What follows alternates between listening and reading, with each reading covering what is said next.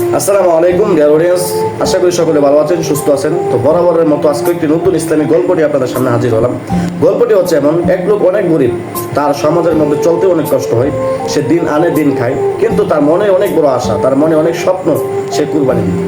তো সে তার জীবনের সবটুকু সঞ্চয় দিয়ে সে কুরবানি দেওয়ার চেষ্টা করতেছিল, কিন্তু তার কুরবানি দেওয়ার ওই পরিমাণ সামর্থ্য হয়নি। না হওয়ার কারণে সে কাঁদতে লাগলো বসে। হঠাৎ করে সে দেখতে পেল একজন লোক, তার অনেক টাকা পয়সা, সেই বড় লোক তার কাছে আসলো। আসার পরে তাকে বলতে লাগলো, তুমি কান্নাকাটি করতেছো কেন?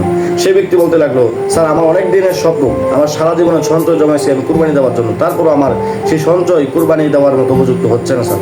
তখন সেই ব্যক্তি, বড় লোক ব্যক্তি, তাকে কিছু টাকা দান করলো এবং সেটাকে বললো যে তুমি এই টাকাটা মিশ্রণ করে কুরবানি দেওয়ার চেষ্টা করো। তখন সেই গরিব ব্যক্তি অনেক খুশি হলো এবং কুরবানিটা দিতে লাগলো এবং সে কুরবানি দিল। কুরবানি দেওয়ার পর সে অনেক খুশি হলো এবং আনন্দিত হলো এবং সে রাত্রে ঘুমানোর পর স্বপ্নে দেখলো যে সে যে কুরবানি নিয়ত করেছিল, আল্লাহ পাক সেই মুহূর্তে তার কুরবানিকে কবুল করে নিয়েছিল। সেজন্য আর ওই যে লোকটা তাকে সাহায্য করেছিল, সেটা আল্লাহ পাকের পক্ষ থেকে আল্লাহ পাক তাকে সাহায্য করেছিল। সবাই ভালো থাকবেন, সুস্থ থাকবেন।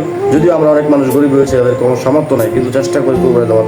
তারা যদি সঠিকভাবে নিয়ত করতে পারি, আমাদের নিয়তটা অনেক কবুল হবে। কেননা আল্লাহ পাক বান্দার যে মনের নিয়তটা বেশি দেখেন, ইখলাস তাকওয়াটা বেশি দেখেন। তো ভালোভাবে তাকওয়াবান হওয়ার চেষ্টা করবেন, সবাই ভালোভাবে নিয়ত করার চেষ্টা করবেন। সবাই ভালো থাকবেন, সুস্থ থাকবেন।